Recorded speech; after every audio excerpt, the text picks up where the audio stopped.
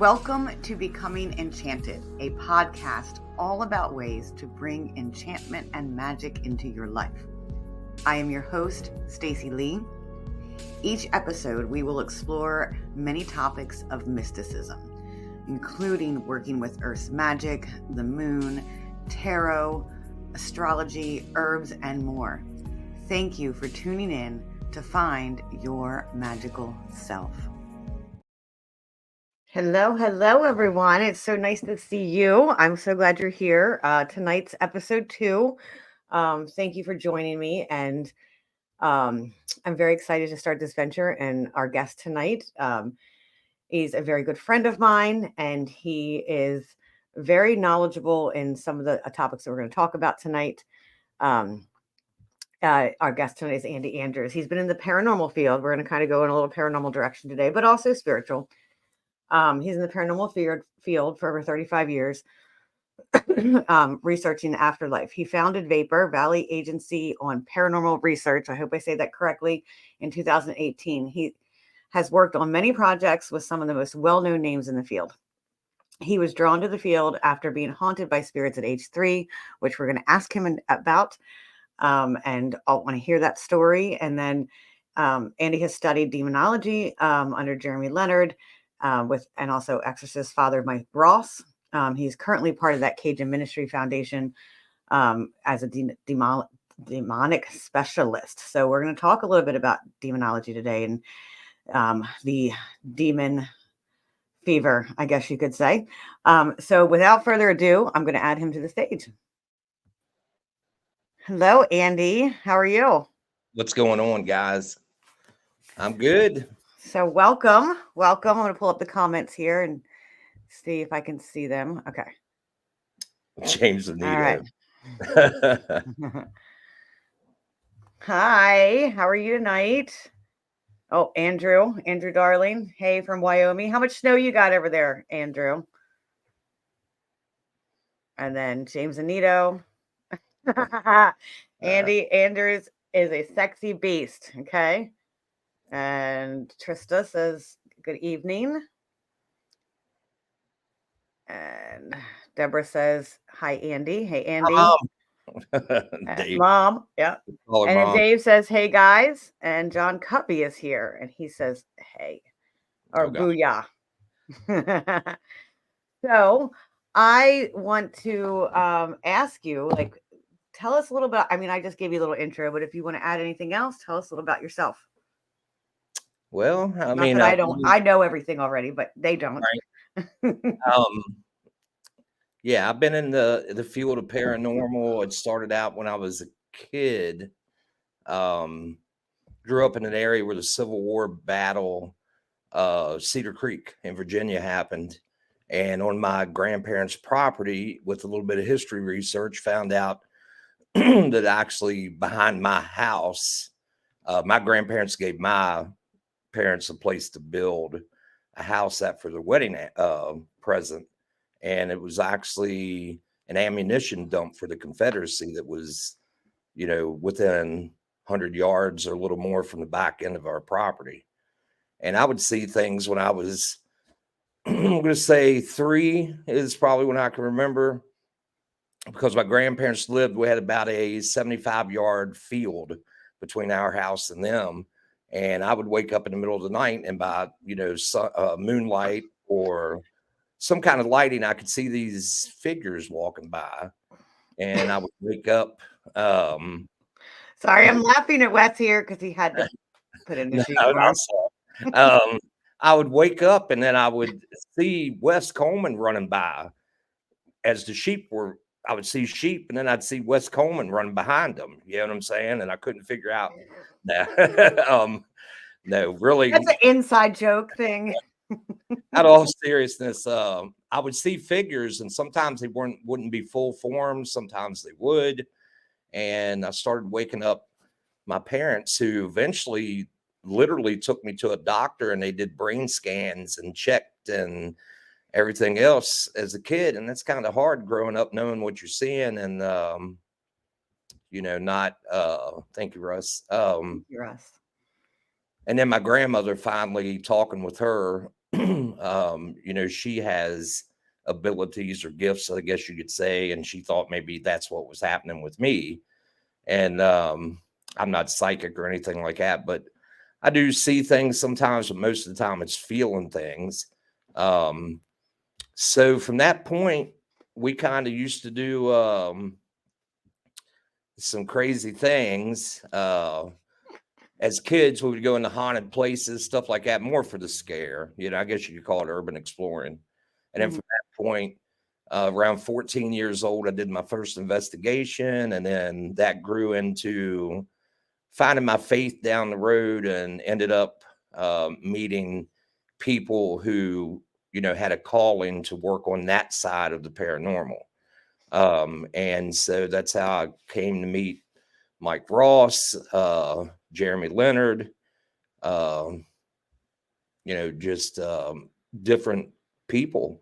And I've done all kinds of investigating around with all kinds of awesome people. You and I've investigated.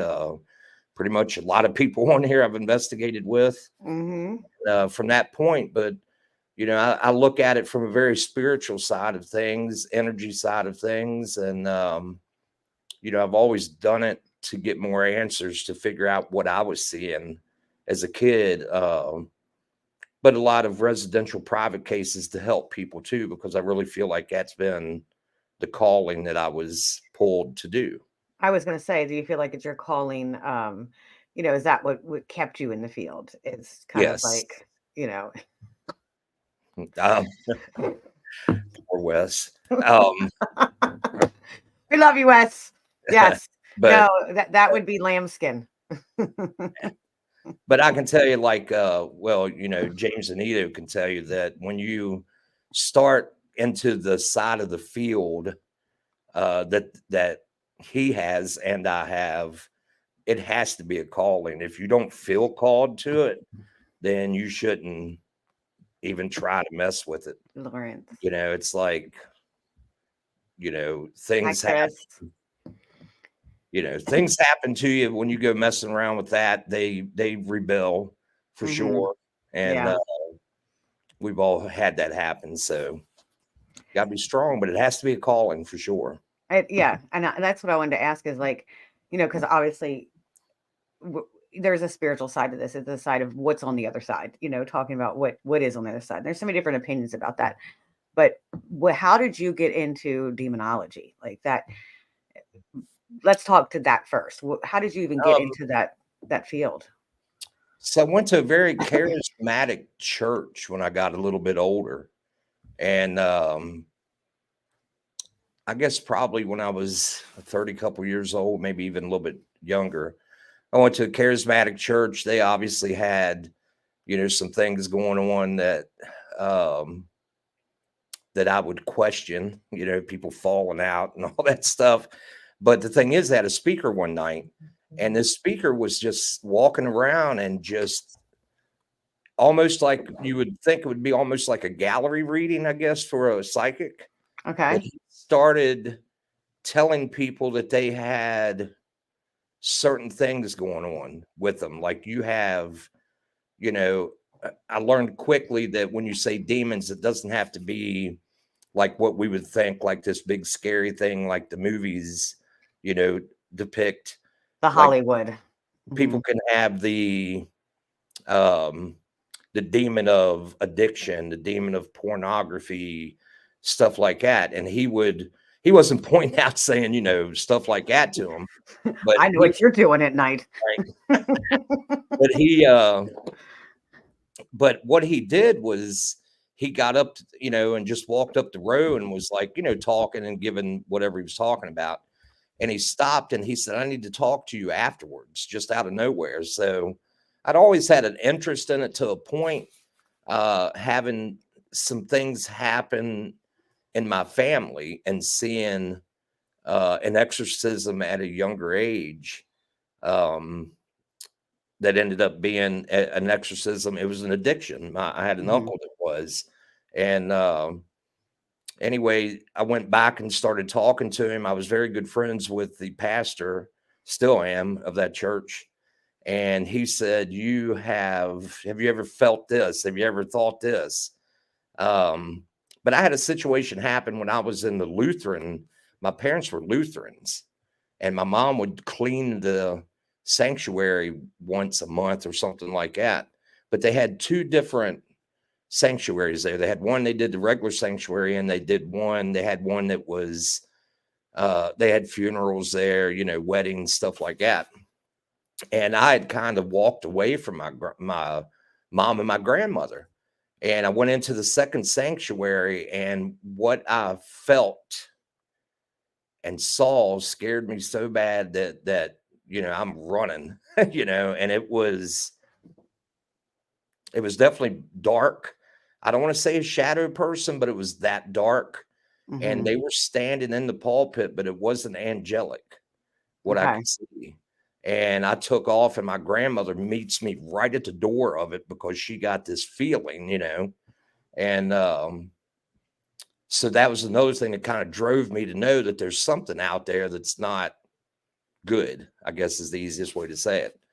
But this gentleman, fast forward back to that, introduces me to a couple people and asked me if I would be interested in taking some classes, some courses, going along on some private things. And I decided to do that.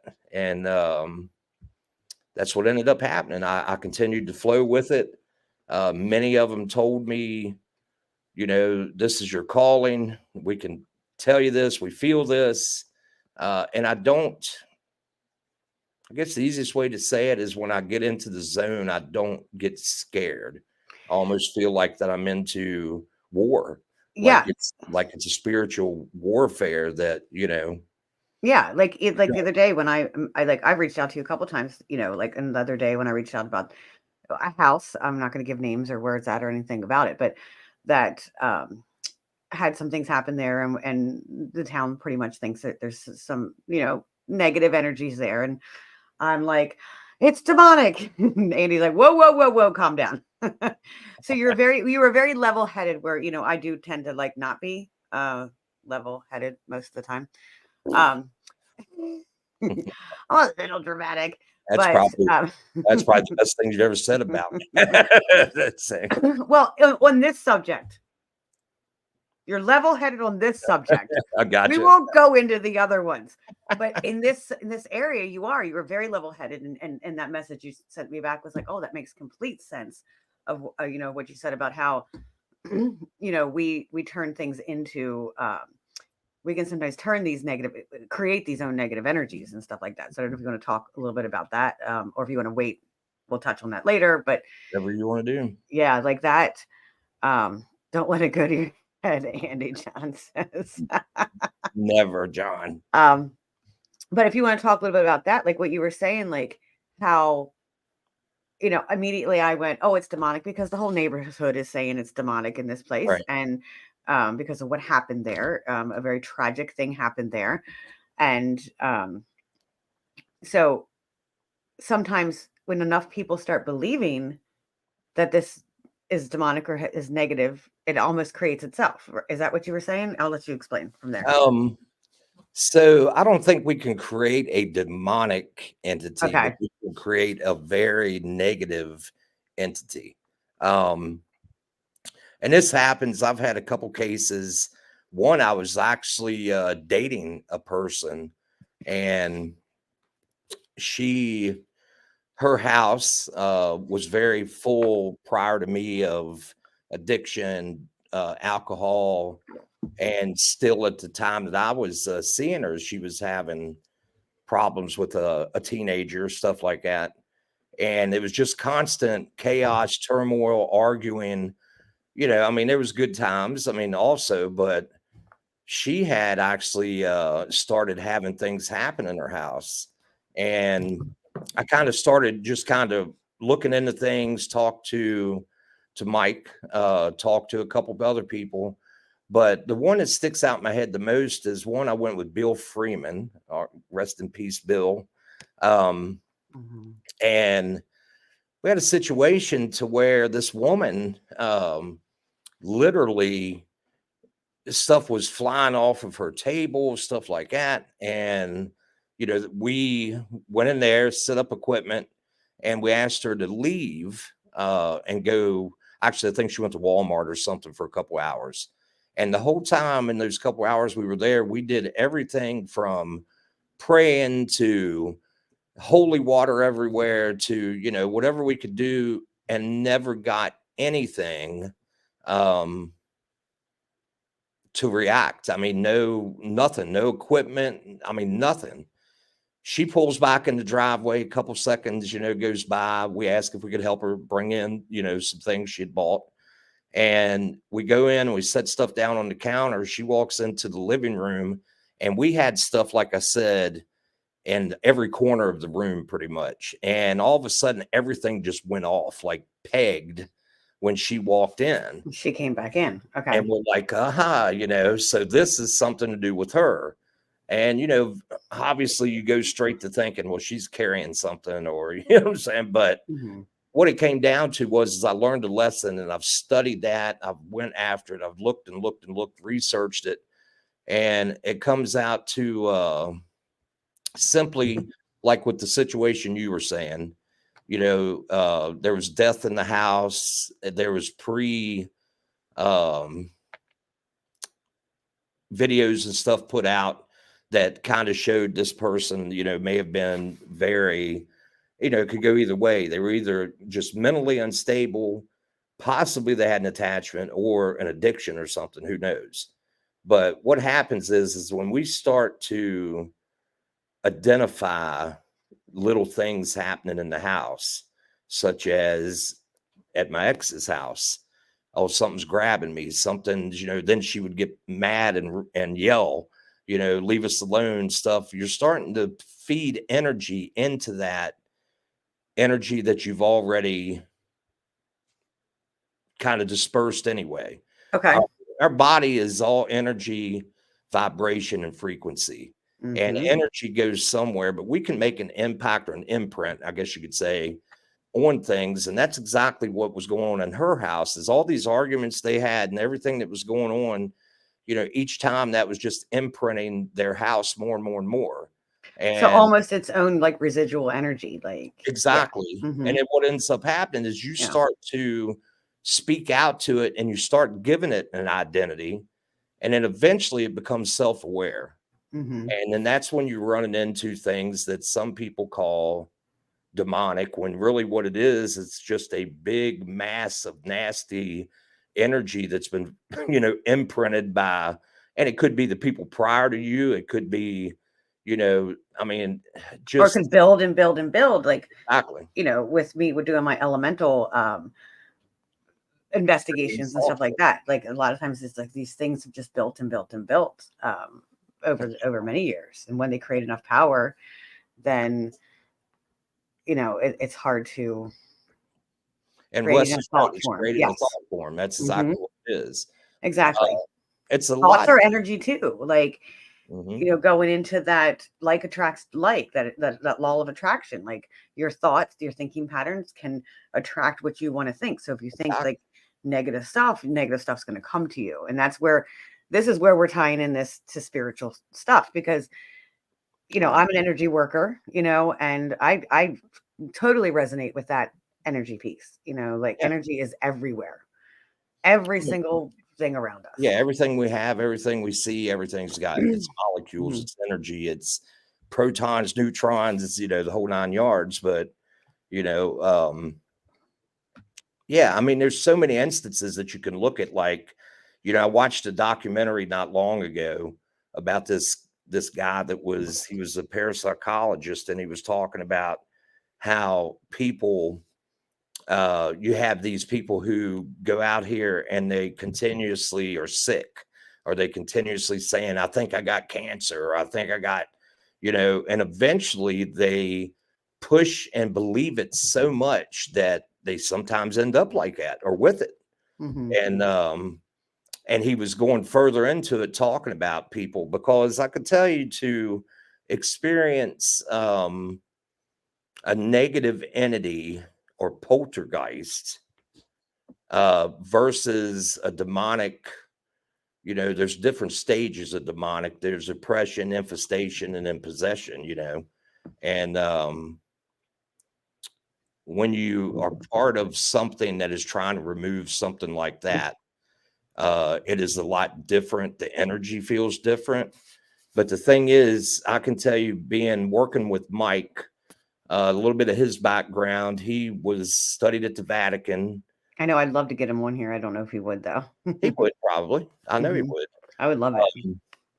I'm surprised he was going to try to come on. So if we see Okay. him, we'll pull him in. But yes, definitely. Mike, if you're here and watching, send me a message and I will send you a link and you can join us. Jeff. But yeah, but you know, he started out, he was actually studying to be a monk, and he disagreed with some of the stuff they were telling him. So they kind of excommunicated him. So he was like, you know, from that, you know, whatever the monk classes are, I guess, or whatever. And then that's when he decided to pursue, you know, being a priest, and was offered, I think, you know, just to take the courses at the Vatican. He's Evangelica, right? Like Evangelica, or He's Anglican. Anglican. Okay. Yeah. Anglican. Anglican. Can't say that. But he's like, right now, he's free. And he had to explain this to me the other day. He is a priest at a free Lutheran church, which kind of St. Paul's Lutheran. They, I guess, don't go strictly with the same guidelines, maybe, as the St. Paul Lutheran did. Okay. I mean, I don't know. I think it's something. I'm Catholic, so we're all about demons. But he, hi, Pamela. So Alicia says, I just want to interrupt you because she closed herself off, unfortunately, because of a demonic presence. Too much for my sensitive, positive soul at the time. So I'd love to hear more about that, Alicia. Like, we should talk about that sometime. I'm a Taurus. I'm a Taurus. But hi, Pam. But what it comes down to is that, you know, when you walk in with Mike, you know, he used to be part of the St. Michael's Order, and I let him, if he ever wants to explain why he got away from them, very good reasons. And now he kind of practices on his own with the backup of his archbishop from, you know, or his diocese, I should say, from the Anglican side of things, who his diocese is a flaming red-headed, he's from Ireland, I guess, or Scottish. He's one or the other, but he's got that accent, you know what I'm saying? And he's a trip.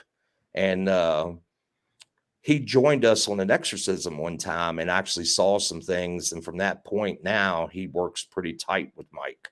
Whenever Mike says, hey, we have something that I think should be further ventured into.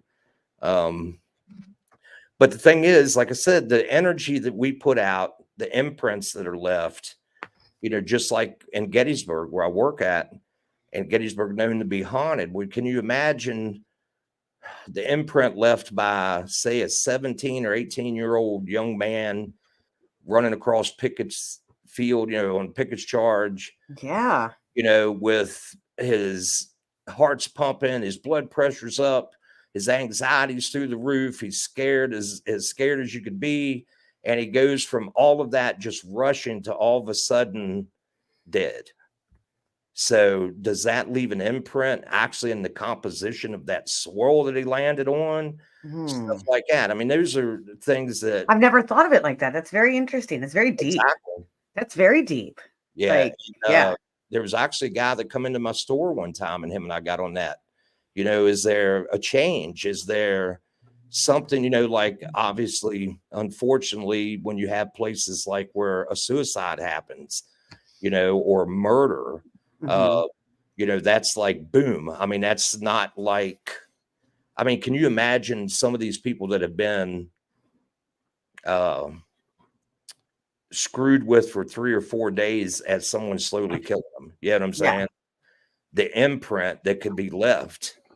You won't be able to hear it if you don't put this in your mouth. Sorry. No, you're fine. You're gonna have to sit right here and be close. That's our Bigfoot guy. Sorry, the Bigfoot guy just came in. Bigfoot nailing guy just walked in. Look, he looks like somebody. He looks like he's getting ready to get on stage, like putting the ear thing in and stuff. He's finding stink bugs. But Mind me to tell you how I got rid of them out of my place. Somebody showed me how to do it. Okay. Yeah, you're gonna need to tell me about that. But no, like you can imagine somebody that's been in a house that was, I'm sorry, we miss you too, Andrew. We miss you too. yeah, definitely, Andrew. Get your butt back this way. Yeah, and I'm sure Trista, that's exactly right. She's saying she's got that from touching walls. Mm-hmm. See, and that's the gift that I have, is walking in and actually feeling it. Isn't that called psychometry when you touch the walls? Psychometry, right? But yeah. I mean, I guess, I mean, might be like an empathic thing. I don't know. Okay. Something, but yeah, it's just imprints. So people out here, such as the house that you were telling me about, Mm-hmm. with the whole neighborhood surrounding that, thinking the possibility that it's demonic, it's not going to create a demon, but it's going Yeah. to very much can keep that negative that was already in there, keep feeding it, if that makes sense. That does. So I'm going to give a little backstory without giving any names or locations or anything like that. So this house, there was a mass murder. Well, I guess we call it mass murder. It was a individual, I guess a young adult, older teen. I think young adult. I think she was young adult who was struggling with some mental health issues, so to speak, similar to what just recently happened with the guy and his parents. She convinced her parents to sign a contract, and she killed them out on the lawn, and then killed herself. She believed that we were heading to into a apocalypse, and that it was very lots of um, schizophrenic type speakings, and where I am working in psychology, I see schizophrenics, but I also see where it could be possessions, and it's like there's a line there. I can see both. I don't know what Gary's doing. So Pamela says Gary. So I want to pull up Alicia real quick. She said she saw it back in her 20s. So I think this is important. I would like you to touch on this. It was a black figurish blob, so scary that Lily couldn't move. I had to keep telling myself to move. My husband pushed it out with his energy. I guess in my 20s, I didn't realize I had the strength to do it myself. Most horrific feeling. What are you doing? That I ever experienced. How can you be around that energy? I couldn't be around it. You hit a button. I'm going to pause real quick. I'm going to mute real quick. You answer. So I would say, Alicia, that a lot of times, I'm not saying or discrediting that this wasn't something horrible, because it very well could have been. But a lot of times, we get the fear of seeing something that we never have before, experiencing something we never have before, and you could have very well been so scared that you couldn't move. But it also could have very well been something else. And we do. You ask how I can be around that energy. It goes with my faith. That's the biggest part of it, and the belief that God has my back. I believe that I was put into this position to help people, and it very rarely, we're talking like I do this, but the thing is, I can promise you that with Mike, running into like true possession in probably the 10 years I've been with Mike, I'm going to say maybe 3 times.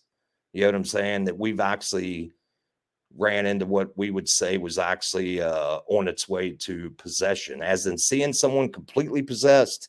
Even Mike, in the 20 couple years he has never experienced that. Oppression, infestation, definitely, but never full possession. But that is the different stages. A demon's main goal is to pull you from God, to isolate you, and eventually, unfortunately, suicide. That's what it wants to do, and take you out. And You mentioned. Sorry, go ahead. I'm just saying, Alicia, it sounds like that definitely she saw something, that yeah. It was unlike, because I mean, if you can feel stuff, to a point, but God gives us a gift, or whatever your belief is, things give you a gift of knowing, I don't want to say fight or, fright or flight mode, But yes, it does. I mean, I can give you an example. I was at a concert one time, and it was one of these tons of different bands playing, and this band comes out. I won't say their name because that'll get things all going. But they started chanting, "We get down with 666," and they just kept saying it over and over. And the wave of energy, negative. And I was watching people literally going out of their skulls, man, like jumping and like, screaming. And then these guys were cutting themselves right in front of us. And there was a voice in the back of my head that said, "You need to go.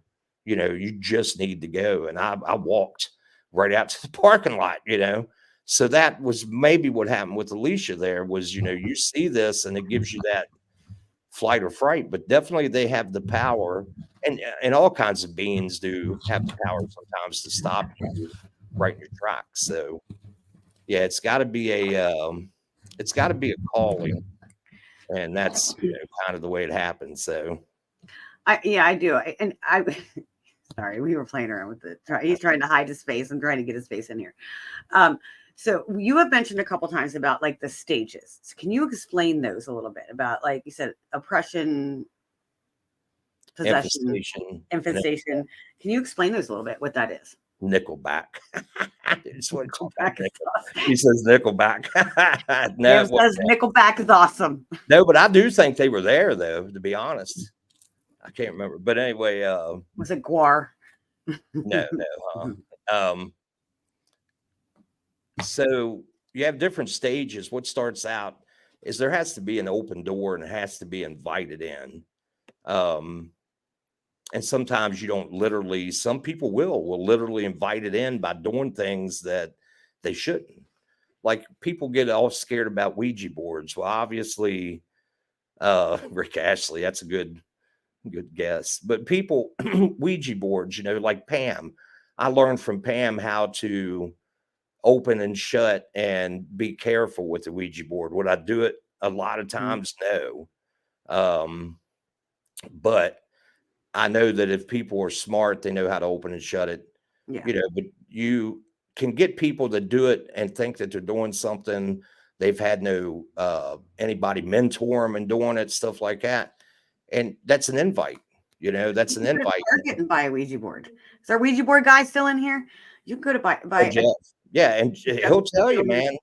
Opening and shutting is the most as important. A game. Like the kids can go buy it as a game. Can you imagine? Like, yeah. And the whole thing, taught my daughter like immediately because she was so interested in it. I was like, well, this is what you have to do. Shoot, I remember in high school there was a fad there for a while where everybody had one.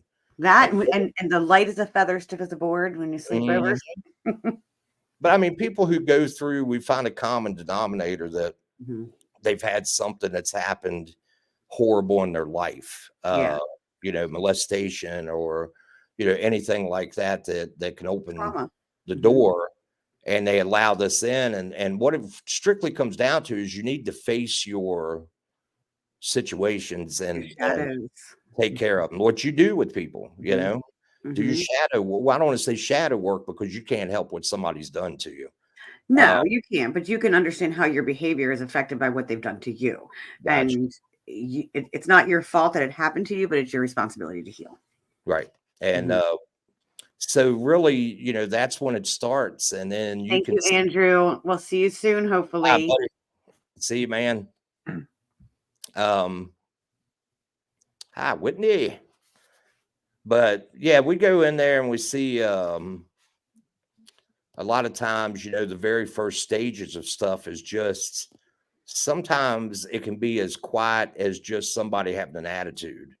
And that's when you notice, Mike, we go in, we'll invest. Well, my job is to investigate, like we do with paranormal, see what we get. And then if Mike feels that like, sometimes he'll go with us. And if he feels like it's a possibility, then he'll ask questions. Most of the time, you try to find out, finding out if it's an oppression started. A lot of times that stage will show like a different attitude towards things. You'll notice that they start to lose like things that made them happy or hobbies they had. They stopped doing that. But pretty much what happens is it starts isolating them to the point that I've even had a case that a gentleman would go home, eat dinner with his family, and then he would go in the basement in the dark and just sit in the corner and watch television. And nobody was to come down there. And the whole time he's thinking, things that he shouldn't be thinking, and yeah, okay, Whitney. But what it comes down to is you got that, which is and it can come and go. Like you can see them happy one day and the next day they hate themselves and hate the world and stuff like that. And then you start to see maybe going into the infestation part where they haven't taken care of things. So then you start having things like happen, like lapse of time. That's when sometimes the physical starts where they're getting scratched every now and then, or they're seeing stuff like their keys missing and they know that they checked and that's where they laid them at. And they go looking around and they go looking around. I know where my keys are at. They're in the silver box at Pam at the Hoover house. Right. That's where my keys are at. And I probably shouldn't have said nothing because everybody loses their keys, but just different things that you have there, and you go check and you're looking everywhere, it puts you into this, and that's what they want. They want that chaos, they want that sense. And then some people get pissed off, when they can't find things, and especially if you're needing to go somewhere, and next thing you know, you go back to that spot either later on, or it could be within minutes, and there's the keys laying. So little tricks like that they do. Yeah.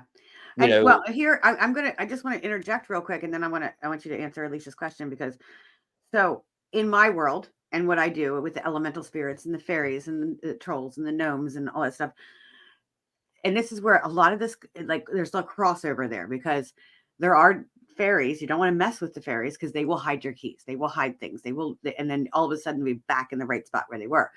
So I've always grown up, like, in our world, we are Catholic, but we also have a Druid background, and we always believed in fairies, that when we lost something, it was the fairies that took it. And my mom would be like, oh, it's the fairies took it. You must have made the fairies angry.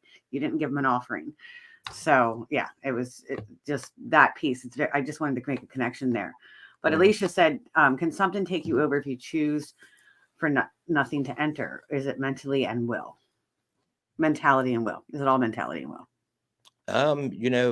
I would like Mike to more answer that one.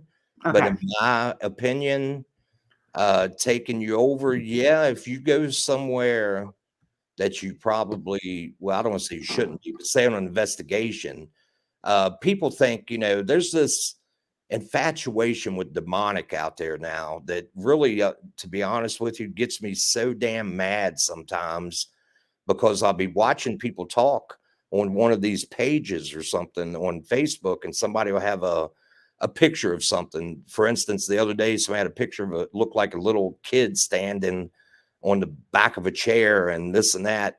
And this woman tells the poster, you need to get your kids and get out of that house right now. It's demonic. That's how they come. They show you in children's form, blah, blah, blah, blah, blah. You know what I'm saying? And it's like, okay, where are you gathering this from? And she literally admitted, well, this is what I've seen on television. And I'm like, oh, great. But she distilled that fear. But when something, Alicia, happens, like if you're out and you are, you're investigating somewhere that's known for some bad energies or something, you can definitely, it can transfer onto you. I mean, Stacy probably knows what I mean by that. Yeah. But that doesn't mean that you've invited it in or anything like that. But really what it comes down to there is willing to get help, or have, your teammates help you, or whoever you're with, cleanse. And knowing when to walk out, and knowing when to get fresh air, and knowing when to, like, take this. I've done that. Like, and I think we've all come home. You ever come home from an investigation and, like, you just got an attitude for a couple of days? Like, it's not necessarily you have an attachment. It might just be just like this residual energy. Like, that like attract likes. There's something in you that energy attracted to. It's like a magnet. I got a good example for that analogy. Okay. So if you're out here walking in the rain and it's one of them fine mists, I'll say, okay, not something that's completely soaking you, but something that's like a constant fine mist, and you're walking through it for 6 or 7 hours, and all of a sudden, you end up soaked, if that makes sense. Mm-hmm. And then if you go somewhere and you sit down to let it dry, it's going to take a while for it to dry. That's kind of the way energy falls on you. If you're in a negative place somewhere like Moundsville Prison does it to me every time. Whenever I go in there, the day or two after, my kid even realized I need to just stay away from him unless I have to. You know what I'm saying? But I would say with demonic, if if you keep a good thought process and stuff like that, and like I said, you're gonna demonic does not happen around every corner. Like I said, Mike has been in it for so long, and he'll tell you straight up that I think he can probably count on one hand actual possessions, and then maybe the beginning stages of something on probably both hands. So it's not as prevalent as Hollywood would like us to believe. Not at all. Yes. Like I'm not going to name his name, but one of the longest running shows, he goes in and everything is demonic. Well, the thing is, he may be getting something attached on him, but it's not demonic. Just because something scratches somebody or throws something at somebody or something like it has. How do we know that scratching isn't the only way they can communicate with us? Yeah. And the way it is. And like you were saying about the fairies and stuff like that, I think what you do is, you have to look further out of the realm to see where other things happening, like loss of time, or is there attitude, or is there something like that, Yeah. So there's a couple of questions I want to get to before I lose them. So Dave asked, can you be covered if you protect yourself before you go into an investigation? I would say yes. If you have, depending on what it's the intent. Now you do a little prayer, right? Is that what you? And I do. I similarly, like everybody knows I'm Catholic. I'm a Catholic witch, but I'm Catholic and Druid, so it's a mesh. So I do something similar to that. I use some crystals and create a circle, around myself. But so I think this stays with me at all times. So does this. And the reason why is, and your bracelet actually that you gave me. I freaked out. I lost it today before I left the house. I was like, I'm not leaving until I find it, because that to me is a protection. And it's not what that is. Jereme Leonard actually taught me this. He actually made that necklace. I know I want to get one of those. Gary wants one. What it comes down to is that is a symbol of reminding you of, for me, God. It's a talisman. And that's what it is. That's it itself doesn't hold energy. It's our intention of what it holds. You'll see me sometimes. You'll be with me sometimes. If you ever notice me like kind of fidgeting with it or something like that, it's probably because I'm feeling irritated or something like that. You know what I'm saying? Just yeah. So our next question is, can someone have a bad energy and not know it, but it affects someone else in the family? You could probably answer that one. And I was going to say yes. On so many multi levels, like if if it is something from an investigation or something like that, or if it is something that's just these negative thought patterns that have come in. Sometimes we are not aware of our own negative energy. Most of the time people are not aware. And that's where that shadow work and self-reflection comes in to strengthen the soul. And it'll affect other people. And it's like attracts like. It goes back to that. Like it's a magnet. The more negative, the more it's going to attract. And negative is stronger than positive. That's why you need to double down on the positive. Agreed. Jason says, when you put so much energy in your investigation, it drains the crap out of you for the next few days. Well, you shouldn't be putting so much energy in it. We're going to talk about that. I mean, yes, we do. We put energy in it, but definitely need to self-care, Jason, self-care. Just remember. Yeah, and a lot of times, man, that's something that Mike and I got to watch, is being when you go in to do or anybody, even a paranormal investigator, we go into a residential case to help somebody. There's nothing wrong with getting a cordial, really nice relationship with the client, but you have to really watch that you do not get attached to that person. Uh, Pretty much because you can love them and care for them and stuff like that, but it'll use it against you. These energies will, and it doesn't mean demonic, the bad energies can, and even good energies, anything that is out there. But yeah, we really got to watch when we do investigations that we don't get very really, really personal with the people that we're investigating for. Boundaries. And that I can connect that to like what I do therapeutically when I work with clients doing therapy. Like my job is to create a therapeutic rapport before we can ever do any of the real work, because you got to create a relationship to do the real work. But it is not an equal relationship. It is not a relationship of equals like you and I, Andy. Like we have a equal relationship. This is more of a relationship where they feel comfortable and safe, and I create a safe environment for them. So yes, you don't give all of that to, like I can do it in therapy. I can give too much sometimes. And yeah, because we're positive, you've got a big heart. That's your energy. You know what I'm saying? And that's Whitney says you have a lot of knowledge and investigating on your profession. Sorry, I don't have my glasses on because they shine. I don't like when you see the computer screen. But yeah, you can read it. I keep looking like this up. But yeah, he just said that I have a lot of knowledge in investigating, and I'm a professional. Awesome job, my friend. Whitney's a friend from way back. His good friend, Stoney Fisher, is my best friend. So that's how we all know each other. But as in professional, I try to make a professional appearance. I mean, not appearance, but I try to keep it professional on certain levels. But this expert crap that's coming out that I've seen here lately really needs to take a back seat. I mean, are there really any experts? I mean, there are. I mean, there's certain people that have a lot of knowledge in certain areas. I would say somebody like a parapsychologist may be an expert in a certain part of the field. Oh, thank you, Jason. I am actually growing it out and I hate it, but thank you. Just dread it. I've been thinking about putting dreads. But Alicia said it right. There's levels of experts. Levels of experts. And what that means is like somebody may be a very good an expert at EVPs. You know what I'm saying?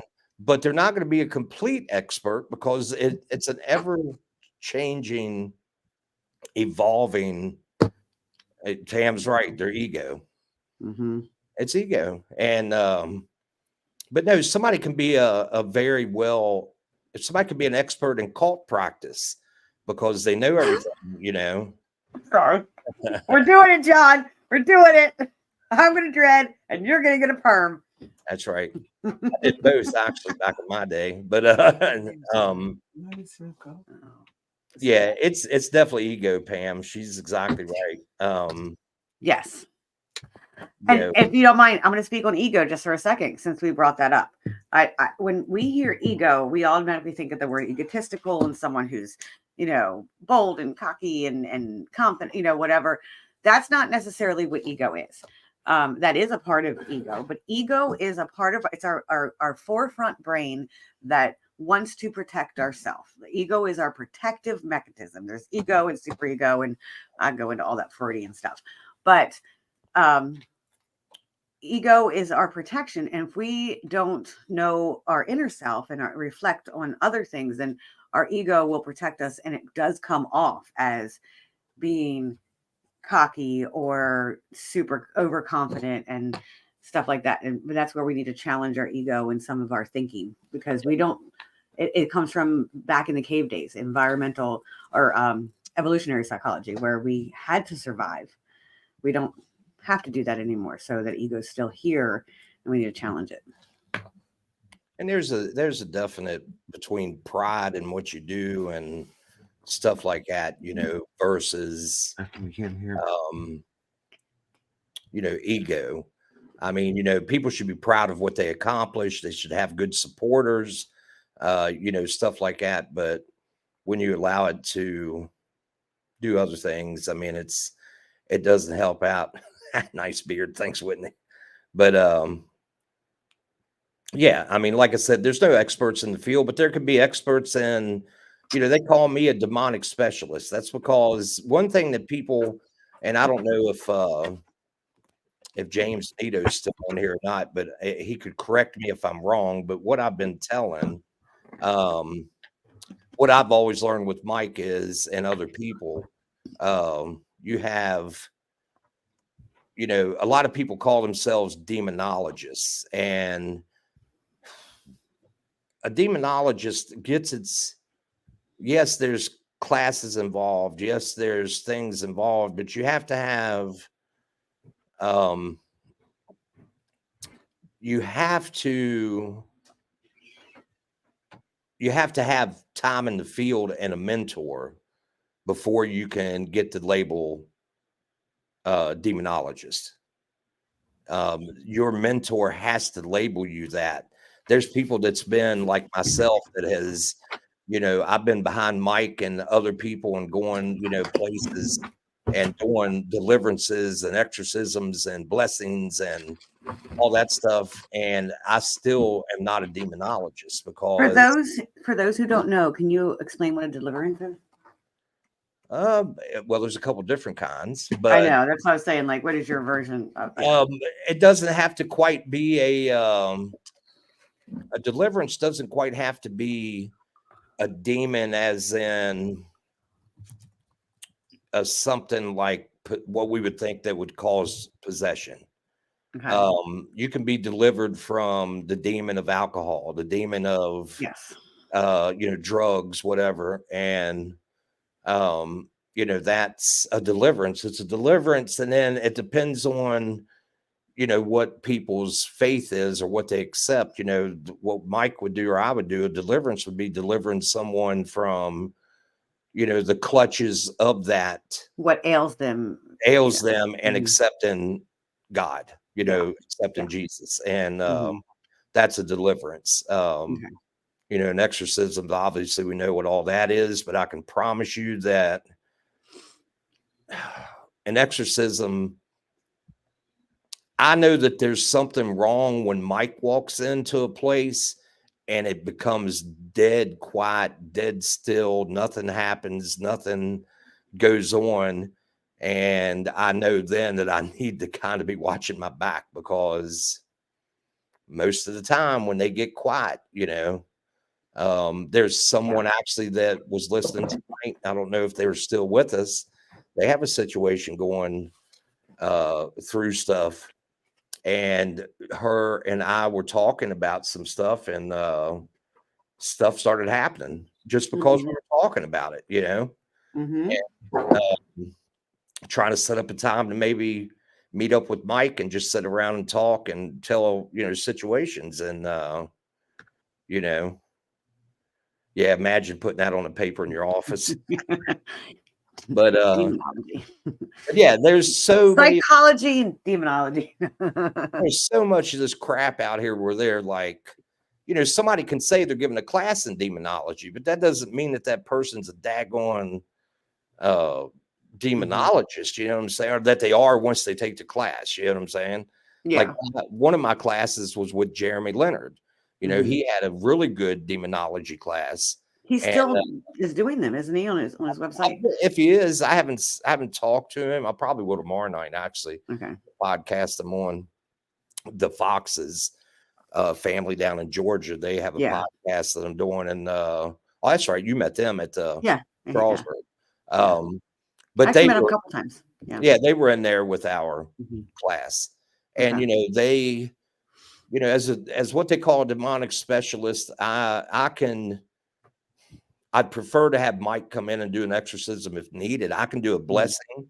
I can do a property exorcism, but as in doing a strict exorcism, I could do it. I know how to do it, but I would not want to do it because I don't carry the label. I haven't went through the right, you know, sacraments and stuff like Mike has. Yeah. And, you know, but if it's a diehard need to do it or something, I absolutely would try. You know Yeah. what I'm saying? I think I could do it, you know what I mean? But yeah, Yeah. it all comes down to the energy, man. People need to realize that all this stuff they call demonic, like, have you ever noticed the person we were talking about that's, you know, had a long running show? Most of the places that he runs into this crap is places that were full of a lot of shitty ass Mhm. energy. You know what I'm Yeah. saying?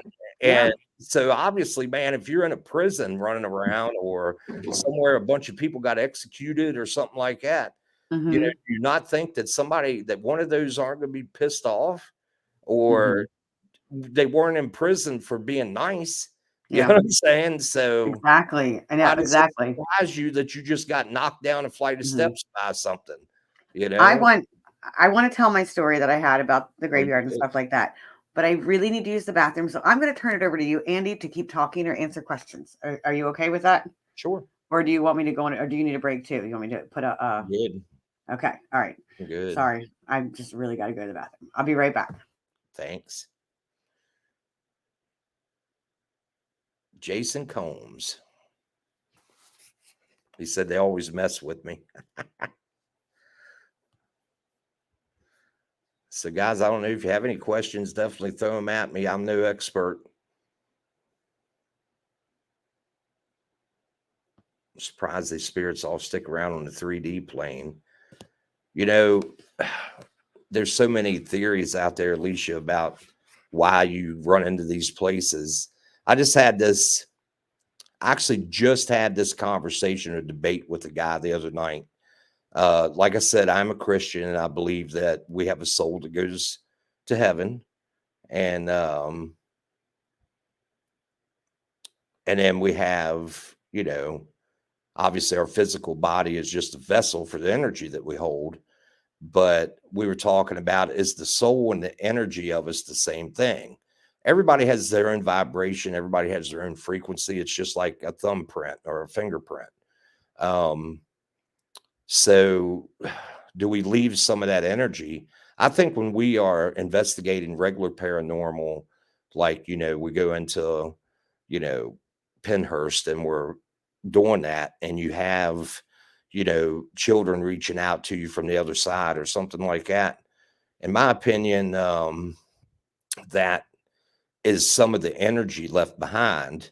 And I think when we continue to investigate it and we push into that energy, then we start making it stronger and it becomes more self-aware and it becomes more stronger. And I think that that's what we are dealing with. But then on the other hand, I also think that if you were a mass murderer and you didn't, how can I say it? If you're a mass murderer and you didn't ask for forgiveness or to be, you know, forgiven, then would you run too quick to get yourself put in the fire? You know what I'm saying? I mean, I don't know if it makes sense, but anyway, I don't went to big screen, but I'm here. I'm trying to figure out to turn my camera back on. I was like, whoa. But There it is. yeah, I can't wait either, Jason. I'm ready, man. Mhm. It's gonna be good to have, and that's gonna be a good energy Mhm. thing. John Covey said, give us a Ghost City Tours plug. They're not my favorite people right now. No, I'm just kidding. We're actually on a furlough for about a month. Gettysburg's slow this time of year. Yeah, it is. The season is. But yeah, man, I found that job. Ghost City Tours, man, is the guy that owns, he has 27 other stores and branches, or we're the 27th. And the man grew up around Gettysburg. Um, just a little history on him. He didn't believe in paranormal, but was a history nut. And some guys, friends of him, took him out and put him in Hammond. And people put him out, Friends of his did paranormal research and they took him out. And anyway, he will not tell me what happened, but he said he had an experience in the wheat field that he'll never ever forget, and Mm. that changed his life. So that's where Ghost City Tours came about. But he is very adamant, and so am I, especially with Gettysburg and the respect I have for Gettysburg and what happened there, on telling the real history. And then the paranormal behind it is just a plus, what people are seeing. But yeah, Ghost City is a really cool place to work for. Good people that run it. But yeah, we're on the square there. If you know much about Gettysburg, we're right by the Lincoln statue. Stacy does readings for us there. They're about once a month, probably. And hopefully we'll be carrying some of her jewelry and stuff like that. And it's we have really eccentric, I guess you could say, charismatic tour guides. Very much so. And Whitney says, how long you been doing paranormal? so I did my first investigation. I just talked to Carl Lawhead. I'll give him a plug. CNC Paranormal out of he's down in Strasburg, Virginia. Him and I did our first investigation, not knowing that's what it actually was, but we had a tape recorder that you could push, record, and play at the same time. If you remember them, they had the speaker and everything was built in to one piece. And we put a tape in and we said, okay, this is 90 minutes on one side. And we pushed play, record, and we left. And we came back and went to flip it. And he said, well, I wonder if anything's on it. And you could hear us leaving the house. And then you heard like 10 minutes later a discussion, but you couldn't tell what it is, but it's people talking. And it freaked us out to the point that it would interested us. You know what I'm saying? So then we went and bought a Polaroid camera, the kind that shake after you get done and stuff. And we caught at an old railroad depot. His dad dropped us off. We were 14. I was 14 years old. And I'll be 52 next week. So that'll tell you how long I've been doing it. And his dad dropped us off at a railroad depot in Fredericksburg because that's where he lived at. And we got our asses handed to us by whatever was there because we walked like 4.5 miles. Well, we ran 2 of them probably. And the other 2.5, we walked back in the middle of the night because, I mean, when you see a real orb of energy, it's way different than these people, that everything's an orb type of deal. Yeah. And we had 3 or 4 of them. We were actually in the trenches. If you ever go to Fredericksburg and get to tour the battlefield, there's parts of it that you can get in at nighttime. I don't know if it's that way now, but we could then. And it was actual trenches that they built on the side of the riverbank. And, the Union, regardless if you're Confederate sympathizer or Union man or Union, the Union really had some balls. I don't know how else to put it, because they come across that river, knowing that these guys were entrenched on the high ground, and they were just mowing them out. It was like Pickett's Charge, except different. That's why everybody yelled at the end of Pickett's Charge. The Union were saying, "Remember Fredericksburg," It's kind of the same way. But that was my first investigation, was at a house down in Front Royal that had supposedly actually the history behind it was horrible. It was a lynching of Black people. They went in and got them and lynched them in the front yard. And, we did that more. It was like urban exploring and kind of, I don't know. I mean, there was no such thing. And then I got to listen to, we did it for, up until we were like 18, 19. Him and I would go places all the time and do stuff. And we went into some pretty old places. Yeah. But then really what changed it was I went to Wagner College on Staten Island, and they had this couple come in and talk about the Amityville horror that they were part of investigating. And I met Lorraine and her hubby and the Warrens. I met Ed and Lorraine, and couldn't believe listening to them. And they had all this funky looking equipment and stuff, like microphones hanging off of, things. And, and I didn't get to meet Ed. As we shook hands, he said, "Thank you for coming." Lorraine kind of grabbed my hand real hard and looked up at me, and she said, "Continue to do what you do, honey." And that's all she said to me. So, Big Tex. I still got to get that tattoo. But And Jason said I thought it was big sexy. yeah. But, he said, "Why they call me Big Tex?" I don't know. You might have to answer that one there. That was a joke. Going back on the demonology. I hate to, because there's a point that I'm getting to. Before it's 9:30, we've been on an hour, but we're going to go a little longer. I had an experience, and I've talked to Andy about this. I actually called him, when that happened. I have a fascination with graveyards. And to me, I feel like graveyards, yes, a lot of people are like, graveyards aren't haunted. That's just dead bodies there. Or that's just the bodies there. The souls are where they're at. There's debate about whether graveyards are haunted or not. I'm just fascinated by them. Always have been. I live near one. I can literally, if I go to the top floor, I can see it at my house. And I've always been drawn over there, and I've always wanted to go there. So I right by the Rudders, I walk up to Rudders, and I'll always stop and see it, and go in there and walk around, and always didn't feel really weird energy from it. But there's this Mother Mary statue there, and she's always been one of guide of mine. She's always been who I pray to. She's who I talk to. I had a statue by my bed growing up as a kid. When I was going through stuff. So I would go see your statue over there. I would go see this Mother Mary. Well, I guess it's not called a statue. It's because it's a grave. So it's called memorial or something like that. Yeah. So I would just go over there. So it just, one night I went over and it was very dark. Not dark, but it was dark, but it was just very dark energy, and things seemed very off and very weird. And I don't know. And it felt like something followed us home. And Gary and I were actually stopped, and we're like, "You need to go. You're not going to follow us home. You have to stay where you're at." And we kept going. And then the next day or two, I was in my meditation, and I was just, going really deep, and I saw the Mother Mary statue in my mind's eye, and she had her hand out to me, and she was like, come to me. And I'm like, "Oh no, I got to go to the graveyard. Like, the graveyard's calling me." And so I was going to end my meditation and go to the graveyard.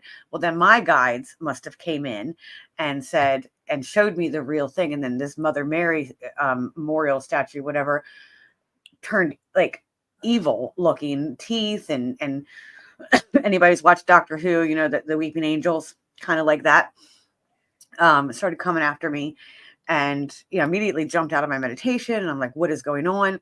But then I was like, I had this intense, almost like a drug addict to a drug, to go to this cemetery. Yeah, that's what they do. I have not been back to the cemetery. I've been around it. I wouldn't say maybe that was I had a friend, actually, if Hammond's still on here, he knows this about this happening. There was a friend of mine. We went to St. Albans. She was on my team, and let's just make it quick. She ended up, I'm pretty sure, getting something attached to her. Mm-hmm. But she literally was going to the point of, St. Albans was 3.5 hours away from us. And she just kept, like, every weekend, she would call me on Friday and say, "We got to go to St. Albans. Mm-hmm. They're calling for me. They need me." Kind of the same situation. You feeling like that. Yeah. It doesn't mean that it may be demonic, but it definitely can be something that's trying to pull your energy. You know what I'm saying? Yes. And that's where it was like, I immediately went to, like, because my I guess corrupted brain, or brainwashed brain about how everything's demonic, went straight to that. And it was something that was trying to call into me. It was something that was, and I would like to go back, but I want to go back with a team to the graveyard. So I know when you guys were all over here at Christmas, we just didn't have time to go up there and look it out. If you look at it, as well as talking about how imprint is, I mean, this is just a theory. Not a theory, but what I'm throwing out here. I mean, think about all the grief that comes along with the cemetery and stuff like that could build over time. And well, people would go there and they're sad, Exactly. So it's not like people go there and they're happy. So it does imprint that type of energy in there. Mhm. Yeah. Yeah, I do. And it's a very old cemetery. Dylan, It's lots of, like, it's been around for a very long time. There's a lot of history here, in my town. And so it's just, yeah, there's a lot there. yeah. Um, Actually, Mike went to Tawny Town today. Give a Fiber little plug to Dylan, Reckless Paranormal, Mm-hmm. here in Central PA with Reckless Not too Paranormal. much. Hmm. No, but Mike went to Tawny Town and was freaking out. He said the place he was running the cable at and stuff was a bank, but it was in an Hmm. old building, and he's like, that place is freaking haunted. And but he said he could feel it. Now, this is Mike who works, he's a priest, you know what I'm Yeah. saying? And he's like, Andy, I could actually feel it. I know what you know, he kind of, I don't know if I'm sure he's felt that before, but he was just saying he was kind of just backing up what him and I had been talking about. I learned something really cool this week. And so, you know how priests go in, like anything that's named after a saint, like Saint Lutheran, Saint Hmm. Paul. I mean, St. have you ever Jude. Hmm. in Catholic, have you ever noticed how they go up and kiss the bottom of the statue or whatever that's there, or I've done it cross? myself. Yeah. Hmm. Do you know why? I just always watched my grandmother do it. I don't know why. Because they actually have a fragment of bone from that saint supposedly in every statue that they've made for those churches. Oh, Some kind of wow. DNA, but he said most of the time it's a fragment of bone that's encased Hmm. in the making of the marble or whatever it is. Isn't that That's crazy? cool. Because I Yeah. know at the shrine, the grotto, the shrine in I still want to Emmitsburg, go there. I Maryland. haven't been there yet. Yeah, they have the shrine from the Fatima from France embedded in the current grotto. So you Gotcha. can, we always go up there and we touch it and we kiss it, and because it's from the actual France. But yeah, Mhm. yeah, that's really cool. I never knew that. Yeah, I Um, know. I never knew that. So wow, I'm Catholic and didn't know that. Yeah, I didn't know it either, Cher. That's something I knew there was something It's about it. It cool. was just one of those, how many things that we do that we just don't know that we do. Like, you Beth, walk in, you sign the cross before you sit, it's like there's so many rituals. And that's where, like, if you watched my last episode, we talked about rituals, but in the Catholic religion, there is so many rituals, like everything. Like when the priest comes down and he's got the incense, that's copal. yeah, What that is, which is actually Palo Santo, is copal is made from Palo Santo. it's got um frankincense in it yeah, too. frankincense, copal, and myrrh, and they're doing that, and you take the body and the blood of Christ, like that's all a ritual. And So that's the rituals, sacraments, isn't it? Don't they consider that's part of the that's the sacraments? sacraments. Yes. Hmm. Sacraments.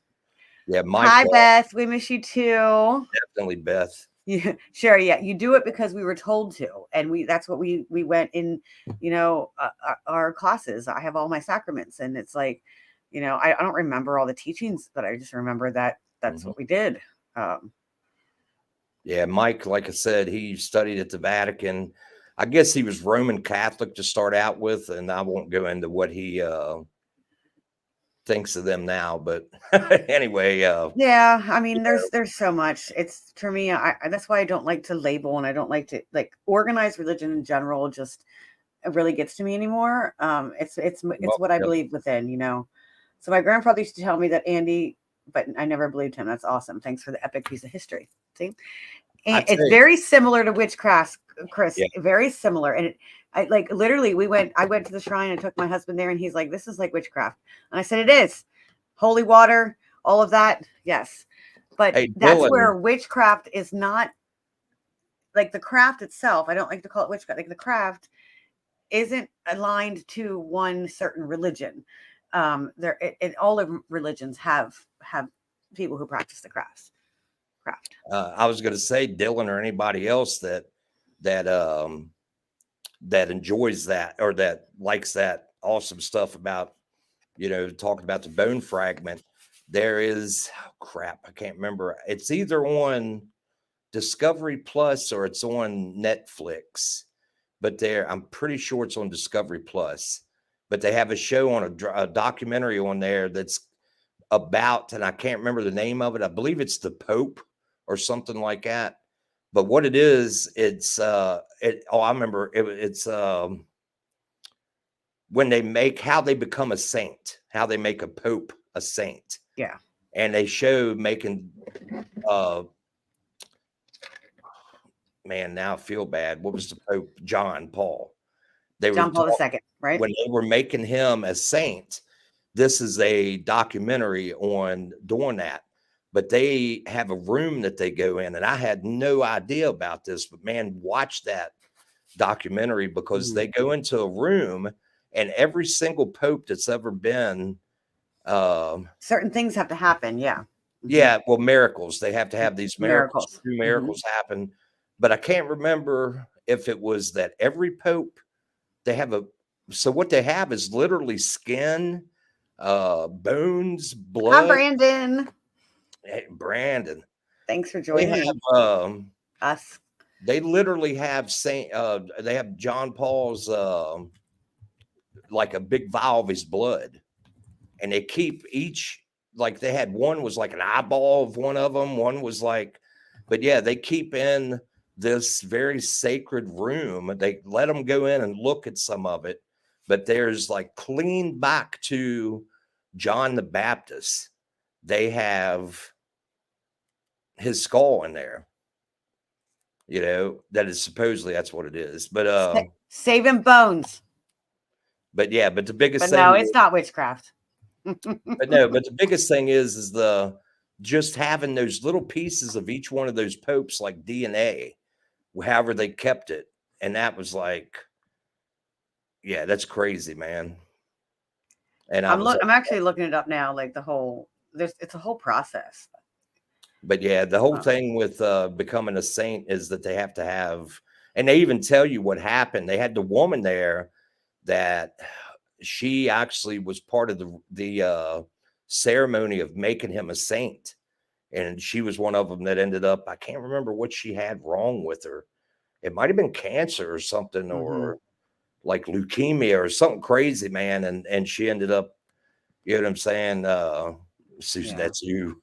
Yeah, it was kind of weird, but it was like very, very, like I would have never, because, you know, everybody, like when I think, like Mike and I were talking about, he was telling me about the Vatican. I've seen stuff through some of the things that Mike has done. Lights have been tripping on Andy all night. What's that? She just said the lights, y'all's lights keep tripping me out. But the biggest thing is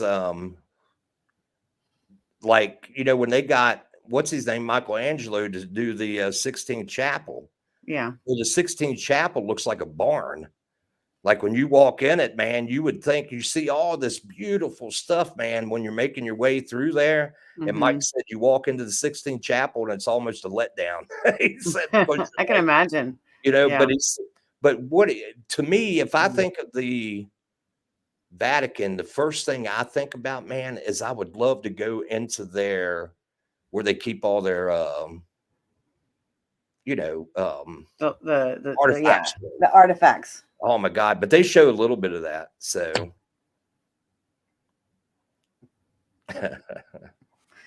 That's the real question.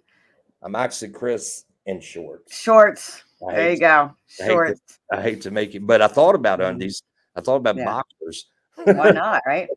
But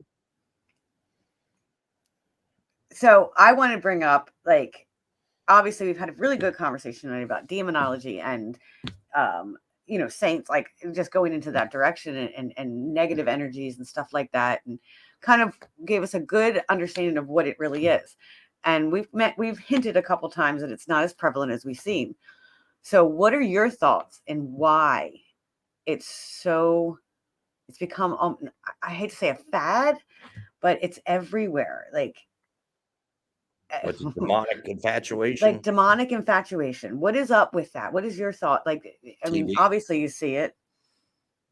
TV. Brandon, you do not have to wear pants. TV. My little Nomi. TV. Yeah. That's easy. But why? TV. Okay. So let's go there. If TV's a TV station or a TV show plays what people want to see. Exactly. So it goes back to people wanting to see that it sells. It sells well. Why do you think it sells so well?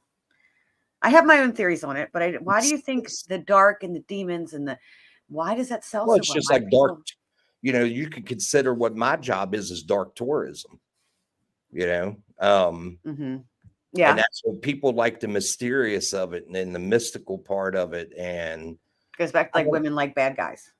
kind of sort of, I guess. I mean, I think also that we, you know, you and I were talking about this, back before.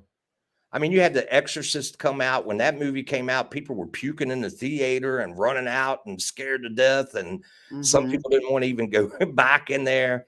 And now people flood to go see stuff like that. And Mm-hmm. I think it's the scare factor as part of it. But I also think that it's the way our society is just leaning towards anymore. You know, Well, what I do you agree. What I think psychologically wise, looking at that, is that it does go back to that ego, but it goes back to like I'm trying to explain this. Like most of us do not have the self-worth and self-belief, self-righteousness, so to speak, that we should. We hate ourselves.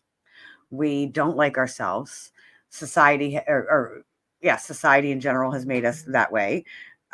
We have very low self-esteems. We're very dark. We have shadows. We have very dark pieces of ourselves because of some of the things that the world has been through, some things we have been through. And so when we see these dark things, we connect to it because it's easier us for to believe in negative. Negative is a stronger energy than positive. Like I said, you have to double down on the positive. It's easy for us to believe this negative. So it's almost like self-fulfilling, like prophecies. I Like, agree. see, I told you everything's dark, everything's evil, everything's bad. Life is bad, and we're going to continue to be bad. So this is proof, like, yep, everything's a demon because I told you that, like, there's no good spirits out there. There's no good things out there because our subconscious believes that. Well, it's like me, like, I had to make a little bit of a change. And I don't know, people that do follow me on Facebook and stuff, they can see that I try to put out as much positive stuff now because exactly what you're saying, That's what I'm trying to do as and well. Yeah. they're out Mhm. positive because, Mhm. I have enough negative by just living in this world that we have right now, which is not the greatest for people in all kinds of different ways. And but the biggest thing comes down to is that, you know, you're exactly right, man. People are more attracted to that stuff. And then you you get people out here, man, everybody, Zach Bagans, you know what I'm saying? I'm not afraid to say it. Oh, He someone else already said it right here. yeah. So he's full of it. I mean, that's all there is. That's who I've been talking about the whole night. You know that. Yeah. But really what it comes down to is that he knew what would sell. You have some women that, or probably men too, that find him attractive to a point. He represents, that. I mean, at one point in time, they were a really good team to watch back when they Mhm. first started. They But were. then, Mhm. but then, at some point in time, how do we know that he didn't get an attachment of greed? You know what I'm Yeah. saying? Yeah. And so that's what he knows sells and people follow him. But the sad thing is people literally, I mean, you can see it in everything, politics, you can see it in paranormal, you can see it in sports. These people come out and they tell you something and people just foam at the mouth to believe it. And, but when it comes down to it and you actually do the work and you actually do, uh, and you actually do the work and you actually do the research and you actually work in actually that part of the field, you're going to find out it is very far and in between that there's any kind of demonic activity. What you're going to find is malevolent spirits. and you're going to find things, if a person was a butthead when they were alive, they're going to be a butthead when they're dead, because their energy's not going to change. You know what I'm saying?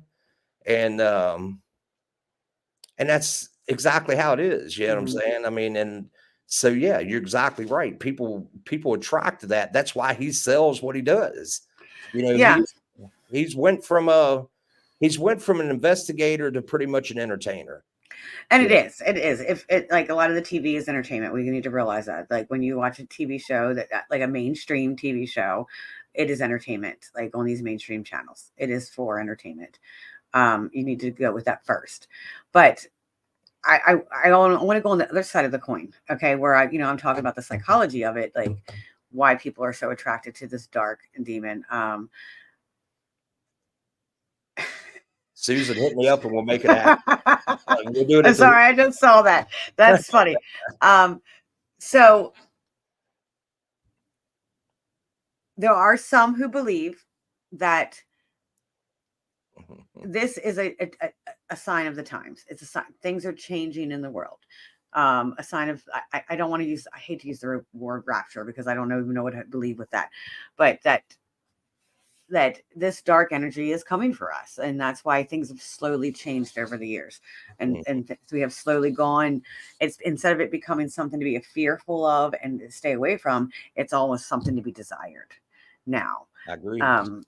So what is your thoughts on that? Do you feel like it is overall something very big demonic, over all of us? We talked about this yesterday. I know, that's why I said, well, stop, we're going to bring this up tomorrow. So Andy and I talk every day for about 3 hours. So but, what it comes down to is that this is a theory and an opinion of mine. Okay. Is I think that, so you look at a demonic situation, a demon that's main goal is to destroy, whether it's happiness, depending on your faith, stuff like that. It try to pull you people from God. Eventually the end deal is that it wants to take you away from your faith or your beliefs or your happiness, and eventually take you out. I mean, that's the way it is. So, but think of the best way to do that is to cause chaos and drama and all the stuff that's going on in the paranormal field right now. You know what I'm saying? All this stuff that you see going on, man, and all these people fighting and arguing and talking crap and the drama and stuff like that. Is that not exactly what a demonic force would do to keep us from finding the truth? Because the thing is, we are getting closer every day and getting through the, we're poking really close to poking that veil open and finding out the real answers of what's on the other side. And so what happens when we actually rip into the other side and we figure out, man, God, there is a God. You know what I'm saying? There is a Satan. There is a, you know what I'm saying? And where I'm coming at is that maybe we are getting so close because the paranormal field has just become its own infatuation. You know what I'm saying? Yeah. But how do we know that demonic play isn't in this field so thick? You know what I'm saying? That's why you see all the arguing and the people mad at each other, because they're using people's egos and people's, all of us. There's nobody in the paranormal field, I don't care who it is, that doesn't have something shadow work that they need to work on, or outside of the paranormal. I think anybody in this time, we are going to do a podcast on shadow work. So I will be doing one of those. Why wouldn't some kind of demonic influence be trying to keep us from finding out real answers of the other side? And maybe that's why we see all the ego, we see all the arguing, the fighting, people say, oh, they're narcissistic and stuff. But yeah, the narcissism is an open door. You know what I'm saying? Now, that's just a thought of mine that, we are getting close to finding real answers that may point, even if it's pointing at there is no God. But the thing is, why would a demonic force be trying to destroy, say, the field of paranormal? Probably because Yeah. we're going to end up finding out that there's something very positive on the other side, no matter what it is, you know? Yeah.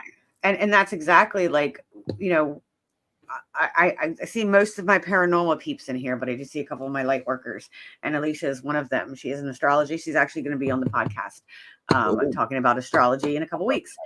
And yeah, she's amazing. And she's also an artist, and she's just very, very talented. So, but I'll plug her when she comes on. But, you know, I don't know about you, Alicia, but we've had this conversation. I've had this conversation with a lot of my light workers that there is something coming, and we're being called together as light workers to heal and to do things. And, you know, we are having our own downloads and our own things happening, like getting us ready for a battle almost. I would say, I don't know if you agree with that, Alicia, but I've had conversations with a couple different light workers. I know Henry's Channelings was in here earlier. I don't know if you, and Beth is here. Yes, Beth and I, you have talked about this. You and I have talked about how we are preparing. We are being prepared as us as light workers who have been anointed, so to speak, as these ones who are here to lead us into this greater collective consciousness. That's my thoughts on it. So it's kind of similar to what you said. It's just I say it in different words. Would that be trying to move this paper beside me? It was falling off.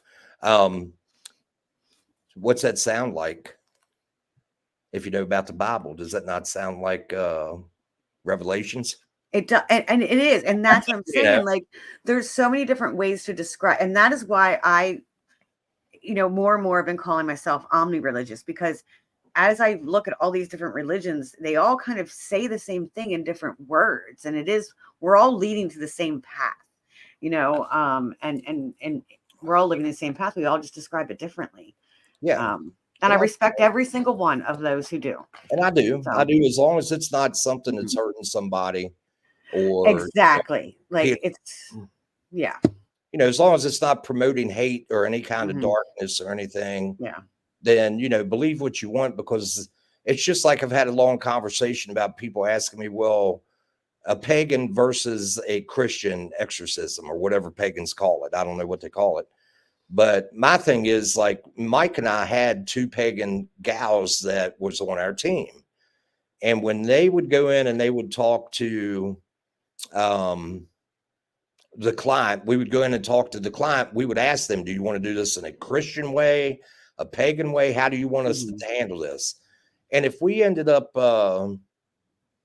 you know, they said, well, we want it the Christian way. Well, the pagans, we would ask the gals, you know, they would investigate with us, do everything up to the point of doing the deliverance, exorcism, or the cleansing. Yeah. Because it's the intent. And if I've got non-believers in there with us, you know, they can kind of dampen that, if that makes sense. But we did the same thing. We did the same thing. If they said, well, no, we'd rather go with the pagan style, then for sure, Mike and I would step out when it come to that point. But either way, in my opinion, it's all about the intent that you put behind it. Intent. It is. And that's, we had that conversation. Exactly what I talked about last week was intent. It is all about the intent. And if the intent is good and, you know, clearing, exactly. Like you have the doll in Ghost City, or the clown or whatever that is. And you have it encased and it's protected, both pagan and Christian. You know, you have two different protections on that, you know, because you have pagans in the store and you have Christians in the store. So, and then, like Chris just asked, what if they didn't have any beliefs? So atheist, right? Is that what you're, I guess? Yeah. Then most of the time you find out that if they're atheist, they're not going to believe that it's demonic or anything like that anyway. You know what I'm saying? Because they don't believe in any of that. So what you end up doing is just ask them, what, you know, do you want us to find out, you know, what do we think's haunting you? You know, what's going on here? And most of the time they're not up for a cleansing or nothing, because they're the ones coming to see me. Yeah. In my therapy office. And that's the thing, you know, they come check that's out. Their cleansing. you know, exactly, Alicia. It's all about the vibration of positive. I mean, that is my thing, man. That Hi, Justin. it's definitely all about intent and putting out the vibration, a positive vibration, a positive energy, and a positive intent. Like I said, our vibration and our frequencies are our own. You know, I found out something, another kind of cool thing the other day. Do you know that our vocals, our vocal box, that nobody else is exactly like ours? Like we have our own It's like our fingerprints. fingerprint. Do I have any of my sound healers in here? Yeah, Like and I didn't know that. sound healers. Yeah, like I go to my own Reiki master to get my Reiki done, and she is a sound healer as well. I don't know if she's in here tonight, but yeah, she like her voice is very healing to me, but it's her distinct like imprint of energy. Yes. Yeah, it's her vibration. Mm-hmm. It's her vibration she's putting out. Absolutely, man. Just like Chris was just saying, he had a case like that somebody didn't believe. That's all you can do is say, well, what do you want me to do? What did you do, Chris? What did you do? If you want to type it in the comments and let us know. Yeah, because I mean, we've ran across that, and we've also run across people that one was pagan and one was the Christian. And it was kind of funny because we'd say, okay, well, whichever one, what do you want? And usually they would. Now I can tell you now that Mike and I don't know if Brandon, you were trying to type something and it didn't show up, but we don't see it. So yeah, Mike and I actually helped out with one of the gals on our team. She did a crossover of a spirit.